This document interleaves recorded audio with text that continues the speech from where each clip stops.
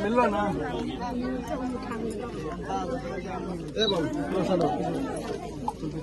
अरे हटो है तुम नकली नहीं छे 500 टका छे 500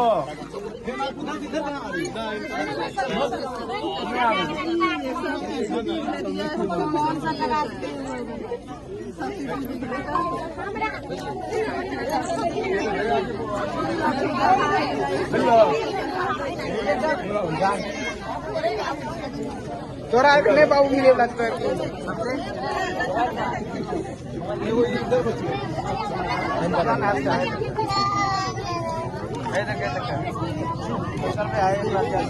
संदर भैया ये कितने ला रहे हैं जा निकला अब नहीं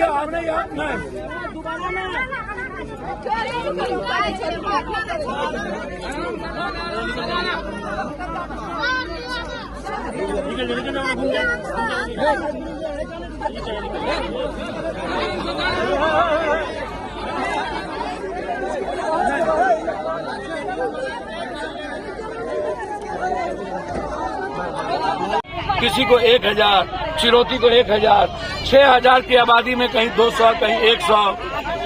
उसके बाद कम्युनिटी किचन की स्थिति अच्छी नहीं। आप अभी तक मूल्यांकन कर रहे हैं, कह रहे हैं कि 6000 रुपया हम देंगे। 6000 रुपया में आपका एसिस्टेंट डॉग एक दिन में खाता है, 2 दिन आपका घोड़ा और कुत्ता खा जाता है 6000 रुपया में। आप आदमी को समझ क्या रखते हैं, जानवर से भी बदतर। हमने आपसे डिमांड किया कि फसल क्षतिपूर्ति की घोषणा करिए, कोई फसल नहीं बचा, लगभग कोई भी फूस का घर नहीं बचा। वही स्थिति है। आप 2 लाख रुपया अकाउंट में दीजिए।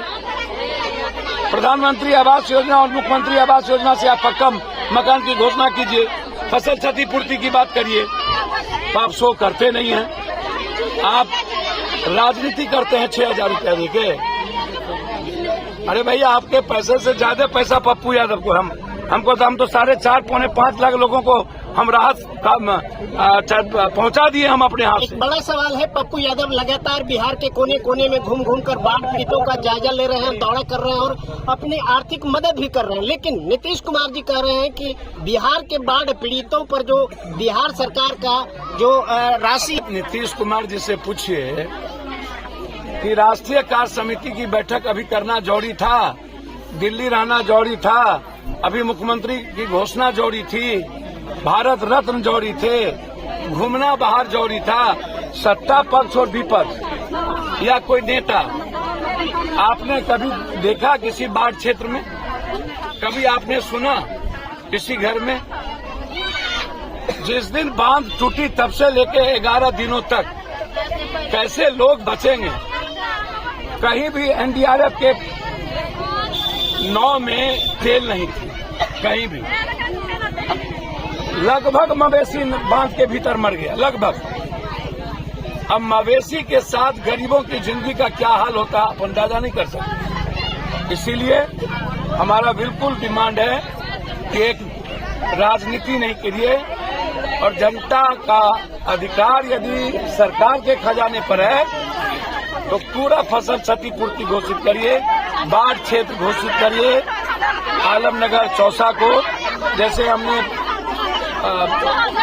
रुपौली, मनिहारी, बायसी, बायसा, रोटा, लगातार बरारी, कोरा, उधर लगभग सहरसा, दरभंगा, मधुबनी, तो आप बाढ़ क्षेत्र घोषित करिए और मवेशी क्षतिपूर्ति और घर क्षतिपूर्ति तुरंत घोषणा करिए। तब ना हम समझेंगे कि आप 2 लाख रुपया दिए हैं पर प्रति व्यक्ति अकाउंट में, तो अधिकार जनता का है। चुनाव के नतीजे भी लगभग सामने आ गए हैं, क्या प्रतिक्रिया रहेगी आपकी? देखिए, मुझे तो आज लगता है कि अब चुनाव लड़ना ही नहीं चाहिए। जिस तरीके से अब मुझे समझ में नहीं आती है। देखिए, मैं बैलेट पेपर की जब गिनती हो रही थी, बैलेट पेपर, तो कांग्रेस 70 सीट पे आ गई और बीजेपी 10 सीट पे। और जैसे ही मशीन खुला ईवीएम खुला। बैलेट पेपर पर जब गिनती हो रहा तो कांग्रेस 70 सीट, और बिहार में भी आप लोकसभा का देखिए, बैलेट पेपर में सभी जगह बीजेपी आ रही है। ईवीएम में कैसे वो जीत जाए? दूसरा, चुनाव आयोग ने अपने कोई अपडेट नहीं किया, भर दिन में कोई अपडेट नहीं किया, कोई अपडेट नहीं किया।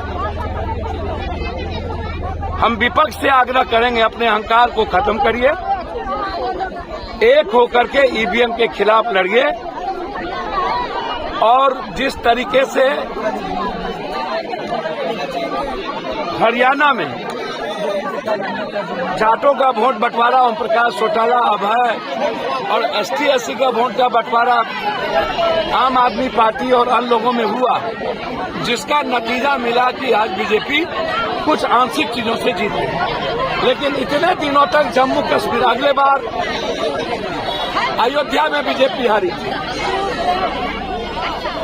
और इस बार वैष्णो देवी में बीजेपी हारी, वहां कांग्रेस जीती। आप सोचिए बीजेपी कहाँ है? ना वैष्णो देवी ना अयोध्या। बीजेपी सिर्फ ईवीएम मशीन में है, वोट के बंटवारे में है और मैनिपुलेशन में है। तो क्या लगता है ईवीएम मशीन गड़बड़ था या फर्जरी? भैया मैंने तो कहा बैलेट पेपर में 70, ईवीएम में कहा देख लीजिए। और वोट का बंटवारा, विपक्ष का अहंकार जाता नहीं है, और कांग्रेस को निर्णय लेने में देरी नहीं करने का मैं आग्रह करूंगा। और मेरा आग्रह है कि कांग्रेस को अविलंब अपनी नीति बदलनी चाहिए। बिहार और देश कांग्रेस को देख रहे हैं।